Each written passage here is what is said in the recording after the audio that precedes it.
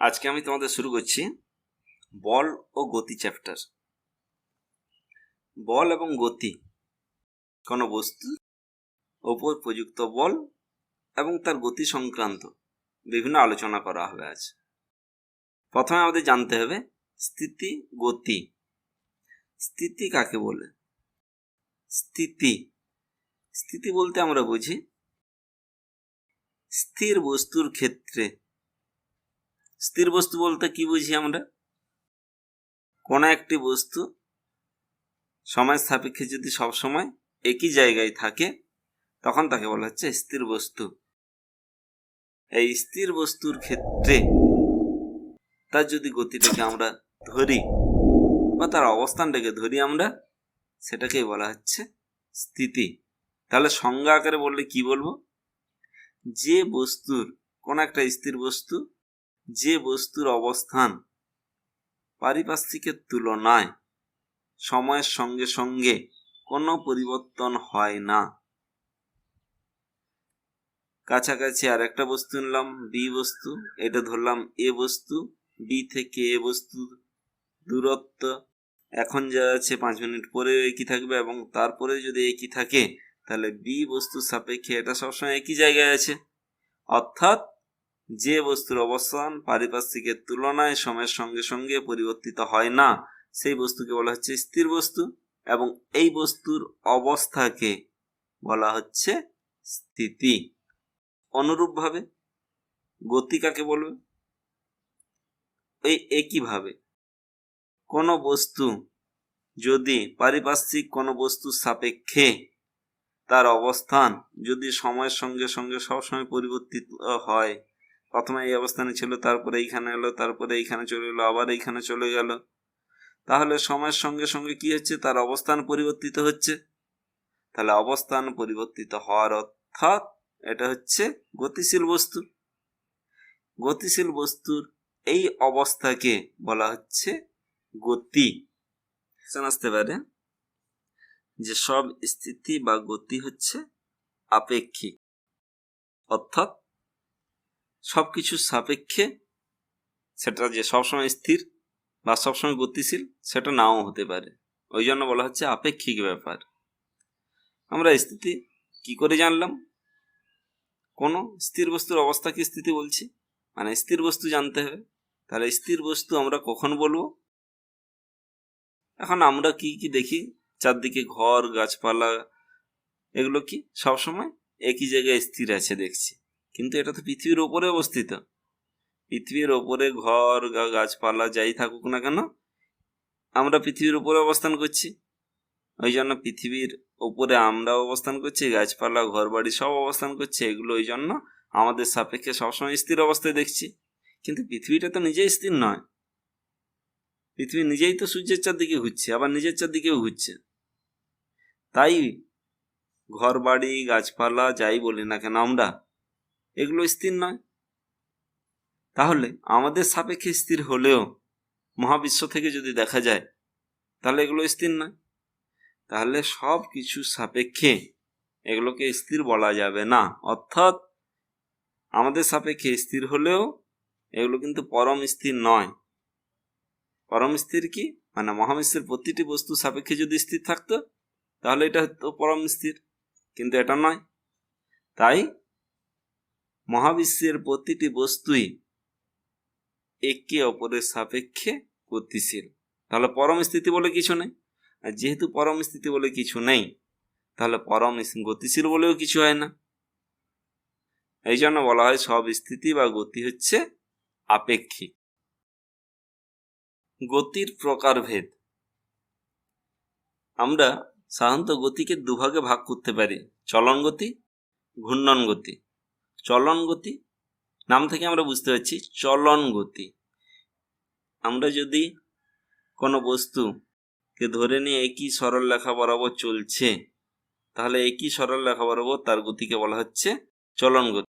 আর ঘূর্ণন, এই নাম থেকেই বুঝতে পারছি ঘূর্ণন, নিজের যে কোনো একটা বিন্দু সাপেক্ষে চারদিকে ঘুরতে থাকবে। লাট্টু দেখেছো তোমরা? লাট্টু একটা অক্ষের সাপেক্ষে চারদিকে ঘুরতে থাকে। এইখানে একটা ছুঁচালো প্রান্ত থাকে, এইখানে আমরা দড়ি বেঁধে ঘোরাই, এই ছুঁচালো প্রান্তের সাপেক্ষে এটা কিন্তু চারদিকে ঘুরছে। ফ্যান দেখেছো, মাঝখানে একটা বিন্দু সাপেক্ষে চারদিকে ঘুরছে, এটাকে বলা হচ্ছে ঘূর্ণন গতি। এই ঘূর্ণন গতির ক্ষেত্রে দুটো বিষয় কিন্তু তোমাদের জানতে হবে। কি কি দুটো বিষয় ঘূর্ণন গতির ক্ষেত্রে? একটা হচ্ছে ঘূর্ণন তল, আর একটা হচ্ছে ঘূর্ণাক্ষ। ঘূর্ণন তল কাকে বলে? যে তলে ঘুরছে। পাখা একটা দেখেছো তোমরা, মাঝখানে একটা স্থির বিন্দু আর তিনটে সাধারণত তার ব্লেড থাকে। তাহলে তিনটে ব্লেড যে তলটিতে ঘুরছে তাকে বলা হচ্ছে ঘূর্ণন তল। আর ঘূর্ণাক্ষ কাকে বলা হচ্ছে? যে বিন্দুকে কেন্দ্র করে ঘুরছে, এই বিন্দুটাকে বলা হচ্ছে ঘূর্ণাক্ষ। তাহলে ঘূর্ণন তল এবং ঘূর্ণাক্ষ এ দুটো হচ্ছে ঘূর্ণন গতির ক্ষেত্রে বিবেচ্য। এছাড়াও তোমাদের থাকছে বৃত্তীয় গতি, সরলরৈখিক গতি, সরল দোল গতি। বৃত্তীয় গতি, বৃত্তীয় গতি, বৃত্তীয় গতি কাকে বলে? প্রত্যেকটা সময় কিন্তু আমরা নাম থেকেই মনে রাখবো। বৃত্ত একটা বিন্দুকে কেন্দ্র করে একটা নির্দিষ্ট দূরত্বে যদি চারদিকে ঘোরে, সেটা হচ্ছে বৃত্তীয় গতি। একটা বৃত্তপথ সম্পূর্ণ করবে। যেমন উদাহরণ কি, তোমরা 100 মিটার রান আপ অনেক সময় স্কুলে হয়েছে দেখেছো, চারদিকে একটা রেখা টেনে একটা বিন্দু সাপেক্ষে চারদিকে ঘুরতে থাকো। এছাড়া পৃথিবী সূর্যের চারদিকে ঘুরে, ইলেকট্রন পরমাণু নিউক্লিয়াসের চারদিকে ঘুরছে। এইগুলো হচ্ছে বৃত্তীয় গতি। মিশ্র গতি, মিশ্র কথাটা থেকেই তোমরা বুঝতে পারছো যে মিশ্রণ হবে। কার কার মিশ্রণ হবে? চলন এবং ঘূর্ণন যদি একসঙ্গে সংগঠিত হয় কোনো বস্তুর ক্ষেত্রে, তখন সেটা হচ্ছে চলন এবং ঘূর্ণন গতির মিশ্রণ, অর্থাৎ মিশ্র গতি। কোথায় হচ্ছে? তোমরা সাইকেল চালিয়েছো, সাইকেলের ক্ষেত্রে কি দেখছো? সাইকেলের চাকাটা তার মাঝখানে একটা অক্ষকে কেন্দ্র করে চারদিকে ঘুরছে, চাকার পরিধি বরাবর চারদিকে ঘুরছে, কিন্তু এই মাঝখানের যে ঘূর্ণাক্ষ এইটা সামনের দিকে এগিয়ে চলছে সরল রৈখিক পথে। ওই জন্য চলন গতি এবং ঘূর্ণন গতি দুটোই একসঙ্গে হচ্ছে, ওই জন্য বলা হচ্ছে এটাকে মিশ্র গতি। এছাড়াও আছে সরল রৈখিক দোলগতি বা সরল দোলগতিও বলা হয়। তাহলে সরল রৈখিক দোলগতি কাকে বলবে? যদি একটা নির্দিষ্ট সরল রেখা বরাবর একবার এদিকে একবার উল্টো দিকে ক্রমাগত যাতায়াত করতে থাকে, তাহলে একে বলা হচ্ছে সরল রৈখিক দোলগতি। সরল রৈখিক দোলগতির উদাহরণ কি হবে? আমরা সাধারণত এমনি একটা কণাপিণ্ডকে যদি সুতোর সাহায্যে ঝুলিয়ে দিই, দিয়ে একদিকে টেনে ছেড়ে দিই, তাহলে একবার এদিকে যাবে আবার এদিকে যাবে। তাহলে এর যদি এই অ্যাঙ্গেলটা যদি খুব কম হয়, তাহলে এটাকে একটা সরলরেখা ভাবতে পারি। তাহলে একটা সরলরেখা বরাবর দোলগতি সম্পন্ন করছে, তাহলে এটাকে বলা হচ্ছে সরল রৈখিক দোলগতি। এছাড়া আসছে পর্যাবৃত্ত গতি। এই পর্যাবৃত্ত কথাটা থেকে আমরা বুঝতে পারি পর্যাবৃত্ত গতিটা কি? পর্যায়ক্রমে আবর্তিত গতি। পর্যায়ক্রমে আবর্তিত অর্থাৎ একই পথ বারবার অতিক্রম করবে। সে এইভাবে অতিক্রম করতে পারে, আর নাহলে একটা বৃত্তাকার পথে অতিক্রম করতে পারে। একটা ঘড়ির কাঁটা একটা বৃত্তাকার পথে একটা নির্দিষ্ট সময় অন্তর আবর্তন করছে, এটাকে বলা হচ্ছে পর্যাবৃত্ত গতি। বা সরল দোলগতি সম্পন্ন করলে তাকে বলা হচ্ছে পর্যাবৃত্ত গতি, একবার এদিকে একবার এদিকে। তাহলে সরল রৈখিক দোলগতি কি হতে হবে? পর্যাবৃত্ত গতি হতে হবে। এইখানে কোশ্চেন আসতে পারে সরল রৈখিক দোলগতির বৈশিষ্ট্য কি কি? তাহলে আমরা কি বলতে পারি? সরল রৈখিক দোলগতি হচ্ছে একটি সরল পর্যাবৃত্ত গতি। এই কণাটির উপর ক্রিয়াশীল বল, কণাটির ত্বরণ বা বল সর্বদা গতিপথের মধ্যবিন্দু অভিমুখী হবে। এদিকে চলে গেলেও তার ত্বরণ সবসময় ক্রিয়া করবে বা বলটা ক্রিয়া করবে এই সাম্য অবস্থান অভিমুখী। সবসময় সাম্য অবস্থান ছেড়ে দিলে যদি আস্তে আস্তে দুলতে দুলতে স্থির অবস্থায় আসে, কোথায় থাকবে? এই মাঝখানে চলে আসবে। এটাকে বলা হচ্ছে সাম্য অবস্থান। তাহলে যেদিকে আমরা টেনে ছেড়ে দিই সে সবসময় কি হতে চাইবে? তো সাম্য অবস্থানের দিকে আসতে চাইবে। এদিকে টেনে ছাড়লেও এখানে আসতে চাইবে, এদিকে টেনে ছাড়লে এদিকে আসতে চাইবে।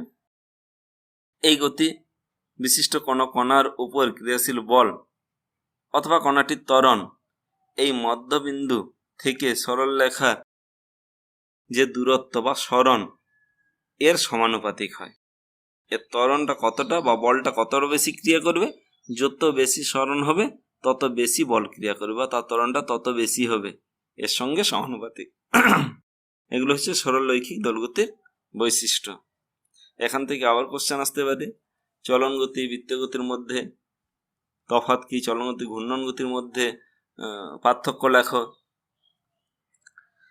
এগুলো হচ্ছে গতির প্রকারভেদ। গতি সংক্রান্ত কয়েকটি ভৌত রাশি, আমরা বিভিন্ন গতি সম্বন্ধে জানলাম। এরপরে এই গতির সম্বন্ধে বিভিন্ন ভৌত রাশি, যেগুলো না হলে আমরা তার গতিকে সম্পূর্ণভাবে বোঝাতে পারবো না। প্রথমে আসছে দূরত্ব। কোনো গতিশীল বস্তু আমরা জানি সময়ের সাপেক্ষে তার অবস্থান পরিবর্তন করে। তাহলে এইখানে একটা বস্তু নিলাম এ, এইখানে একটা বস্তু নিলাম বি। প্রাথমিক অবস্থান এখানে ছিল, এরপরে বি বস্তুটা আস্তে আস্তে এইখানে এলো, তারপরে এইখানে এলো। তাহলে মোট কতটা দূরত্ব যাচ্ছে এই পজিশন থেকে এইখান থেকে এইটা, তাহলে মোট দূরত্ব হচ্ছে এইটা। এখান থেকে আমরা যদি দৈর্ঘ্যটা নিই সেইটা হচ্ছে তার দূরত্ব। সরণ বা ডিসপ্লেসমেন্ট, দূরত্ব হচ্ছে ইংরেজিতে বলা হচ্ছে ডিস্ট্যান্স। তাহলে সরণ কি, আমরা এই বি বিন্দুটার ক্ষেত্রে যদি বিচার করি, বি বিন্দুটা এইখান থেকে এইখানে আসছে, আমরা ধরে নিচ্ছি এটা পি বিন্দু, এটা কিউ, এইখানে আর অবস্থানে আসছে। তাহলে পি কিউ থেকে আর, এইটা হচ্ছে দূরত্ব। কিন্তু সরণ কি, আমরা যদি এখান থেকে দেখি কোথায় গেছে আর বিন্দুতে, তাহলে এইখান থেকে সরাসরি আমরা হাত তুলে আঙ্গুল তুলে দেখাতে পারি ওই দিকে গেছে। তাহলে পি থেকে আর পর্যন্ত পারপেন্ডিকুলার ডিস্ট্যান্স, লম্ব দূরত্ব কে বলা হচ্ছে সরণ। অর্থাৎ কোন একটি নির্দিষ্ট দিকে কোন বস্তু যে দূরত্ব যায় তাকে বলা হচ্ছে সরণ। দূরত্ব হচ্ছে স্কেলার রাশি, সরণ হচ্ছে ভেক্টর রাশি। তাহলে সরণ এর একক কি হবে, শুধু তো দূরত্ব। এটা হচ্ছে দিক, একটা নির্দিষ্ট দিক আছে, দূরত্বের কোনো নির্দিষ্ট দিক নেই। তাহলে দুটোর এককই হবে সেমি বা মিটার। যে পদ্ধতিতে নেব, সিজিএস পদ্ধতিতে সেমি, সেই পদ্ধতিতে মিটার। এরপরে আসছে দ্রুতি। দ্রুতি কাকে বলছে, যদি কোনো বস্তু সময়ের সাথে সাথে একটা নির্দিষ্ট দূরত্ব অতিক্রম করে, তাহলে একক সময়ে যে দূরত্ব যাচ্ছে তাকে বলা হচ্ছে দ্রুতি। সংজ্ঞা আকারে বললে কিভাবে বলবো, কোনো কণা বা বস্তু একক সময়ের ব্যবধানে যে দূরত্ব অতিক্রম করে তাকে ওই কণা বা বস্তুটি দ্রুতি বলে। তাহলে দ্রুতি সমান আমরা কি লিখতে পারি, মোট দূরত্ব বাই মোট সময়, দূরত্ব বাই সময়, এটা হচ্ছে দ্রুতি। যে কোনো দিকে যেতে পারে, এইখান থেকে এদিকে এলো, এইখানে গেল, তাহলে মোট যে দূরত্ব অতিক্রম করছে আর এ থেকে বি বিন্দু পর্যন্ত যেতে যে সময় নিয়েছে তার অনুপাতকে বলা হচ্ছে দ্রুতি। তাহলে এককটা কি হবে, দূরত্বের একক বাই সময়ের একক, সেমি পার সেকেন্ড বা মিটার পার সেকেন্ড। বেগ, এখানে যেমন আগে এখনই করলাম, দূরত্বের ক্ষেত্রে কোনো দিক নির্দিষ্ট ছিল না, সরণের ক্ষেত্রে নির্দিষ্ট দিক উল্লেখ করতে হবে। এখানেও সেই একই রকম, একটা নির্দিষ্ট দিকে যদি আমরা ধরে নিই দ্রুতিকে, তখন তাকে বলা হচ্ছে বেগ। তাহলে একটা নির্দিষ্ট দিকে দ্রুতি অর্থাৎ দূরত্ব বাই সময়, কিন্তু এই দূরত্বটা হবে নির্দিষ্ট দিকে, অর্থাৎ এইটা পরিবর্তিত হয়ে কি হবে, সরণ বাই সময়। তাহলে একক সময়ে বস্তুটির যে সরণ হয় তাকে বলা হচ্ছে বেগ। তাহলে এইটাই যদি ধরি এ থেকে বি বিন্দুতে গেছে, তখন সরণটি কি হবে? এ থেকে বি, এইটাই হচ্ছে সরণ। একক সময়ে যে সরণ সেটাই হচ্ছে বেগ। বেগ এবং দ্রুতির ক্ষেত্রে, দুটো ক্ষেত্রেই সমদ্রুতি হতে পারে বা সমবেগ হতে পারে, বা অসমদ্রুতি হতে পারে, অসমবেগ হতে পারে। সমদ্রুতি কাকে বলবে?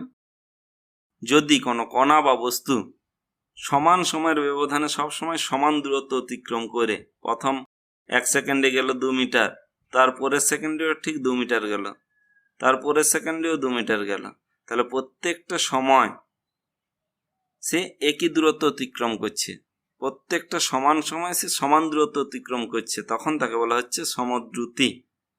সমবেগও একই রকম, যদি সমান সময়ের ব্যবধানে সবসময় সমান সরণ হয় তার, তখন তাকে বলা হচ্ছে সমবেগ। অনুরূপভাবে অসমদ্রুতি কি হবে? ঠিক এর উল্টোটা, যদি সমান সময়ের ব্যবধানে প্রথম সেকেন্ডে সে গেল 2 মিটার, তারপরের সেকেন্ডে সে গেল 5 মিটার, তারপরের সেকেন্ডে সে গেল 3 মিটার, তাহলে 2 মিটার, 5 মিটার, 3 মিটার, এখানে 2 2 2 হয়েছিল।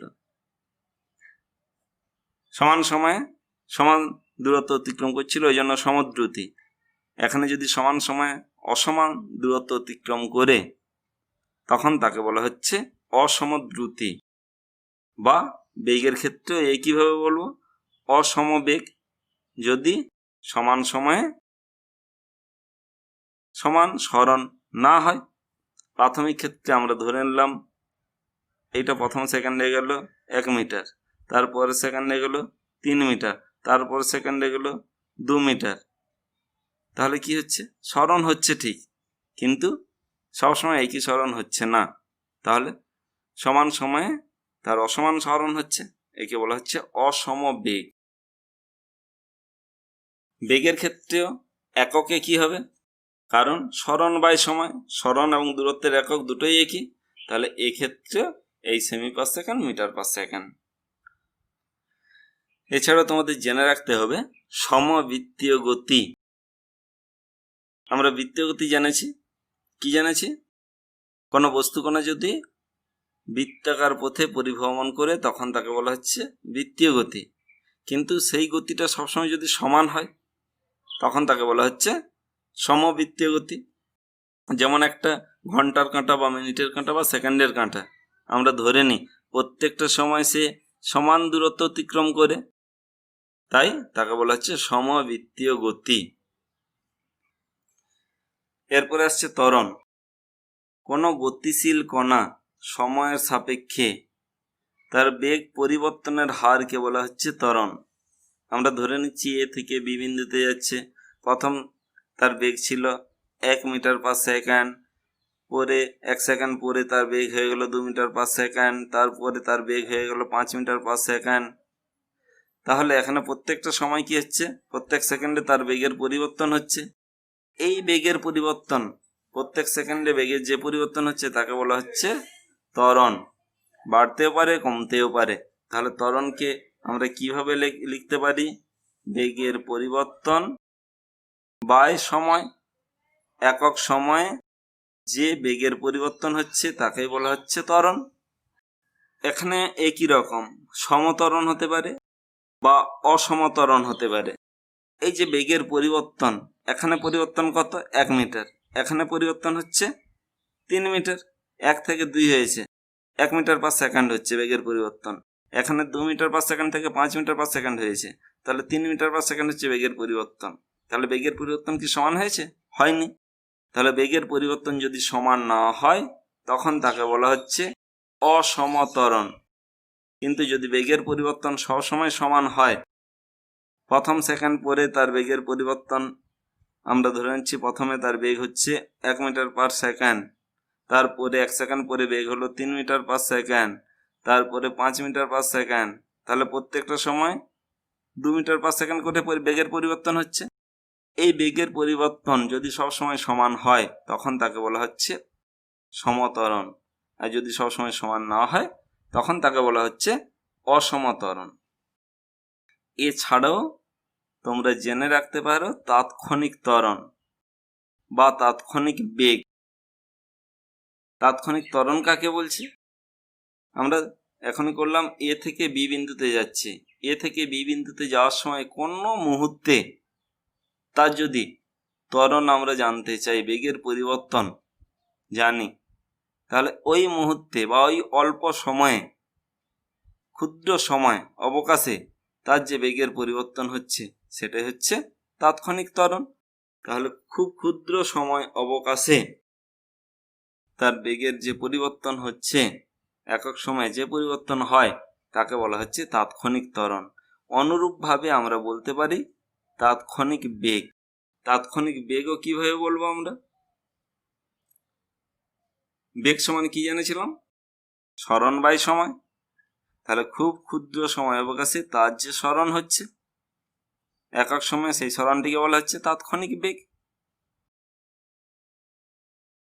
একক ত্বরণ সমান কি জানলাম? বেগের পরিবর্তন বাই সময়। বেগের পরিবর্তন অর্থাৎ বেগের একক। তাহলে বেগের একক কি? সেমি পার সেকেন্ড বাই সময়।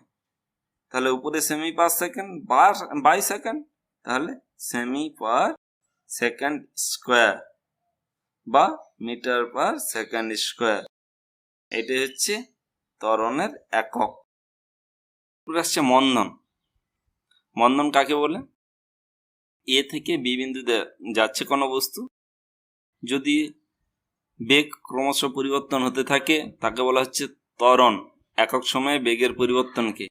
কিন্তু যদি এই বেগের পরিবর্তনটা কমতে থাকে, ক্রম হ্রাসমান বেগ নিয়ে চলতে থাকে, তখন কোনো বস্তু সময়ের সাপেক্ষে এই বেগ পরিবর্তনকে বলা হচ্ছে মন্দন। এখান থেকে তোমাদের ব্যাখ্যামূলক কোশ্চেন আসতে পারে, সরণ কি দূরত্বের চেয়ে বেশি হতে পারে? হতে পারে কি? সরণ আমরা দূরত্ব ধরলাম, এইখান থেকে এইভাবে যাচ্ছে, এইখানে এ থেকে বিতে এলো। তাহলে দূরত্বটা হচ্ছে পুরো রাস্তাটা যে পথে গেল, এই পুরো লেন্থটিকে বলা হচ্ছে দূরত্ব, পুরো দৈর্ঘ্যটিকে। কিন্তু সরণ কোনটা? এ থেকে বি পর্যন্ত পারপেন্ডিকুলার ডিস্টেন্স, লম্ব দূরত্ব। তাহলে সরণ কখনোই দূরত্বের থেকে বেশি হবে না, সমান হতে পারে। যদি এ থেকে বি এইভাবে চলে যায় সরল রেখায়, তাহলে সমান হতে পারে, কিন্তু কখনো দূরত্বের থেকে বেশি হতে পারে না। এছাড়া কোশ্চেন আসতে পারে, সমদ্রুতি সম্পন্ন কোনো বস্তু সমবেগ সম্পন্ন হবে কি? সমদ্রুতি সম্পন্ন, দ্রুতি কাকে বলছি? যে কোনো দিকে যদি যায় সেটা হচ্ছে সমদ্রুতি। সমবেগ কিন্তু একটা নির্দিষ্ট দিকে যেতে হবে। তাহলে কোনো একটা নির্দিষ্ট দিকে যদি যায়, সরলরৈখিক পথে যদি কোনো বস্তু অতিক্রম করে, তখন সমদ্রুতি সম্পন্ন বস্তু সমবেগ সম্পন্ন হবে। কিন্তু যদি বৃত্তাকার পথে পরিভ্রমণ করে, তখন তার মানটা সবসময় একই থাকবে, কিন্তু এইখানে যখন থাকছে তার দিকটা হচ্ছে স্পর্শক বরাবর, এখানে যখন থাকছে এদিকে, এখানে যখন থাকছে এইখানে স্পর্শক বরাবর, এখানে যখন থাকছে এদিকে স্পর্শক বরাবর। তাহলে প্রত্যেকটা মুহূর্তে তার দিক পরিবর্তিত হচ্ছে, অর্থাৎ সমবেগ সম্পন্ন হচ্ছে না। তাহলে সমদ্রুতি সম্পন্ন বস্তু সব সময় সমবেগ সম্পন্ন নাও হতে পারে, কিন্তু উল্টোটা যদি হয়, সমবেগ সম্পন্ন বস্তু কি সমদ্রুতি সম্পন্ন বস্তু হবে? হ্যাঁ হবে। সমবেগ মানে সবসময় তার মান একই থাকবে, অর্থাৎ সমদ্রুতি সম্পন্ন বস্তু হবেই। এইভাবে বিভিন্ন কোশ্চেন আসতে পারে তোমাদের, এগুলো ভালো করে করবে। এরপরে এগুলোর সাপেক্ষে বিভিন্ন ম্যাথমেটিক্যাল এক্সপ্রেশন তোমরা করতে পারবে। এগুলো ভালো করে পড়ো। আমি কিছু কোশ্চেন আমাদের ওয়েবসাইটে দিয়ে দেব, তোমরা দেখে নেবে আমাদের ওয়েবসাইট থেকে এবং ফলো করে যাও, পড়াশোনা করো।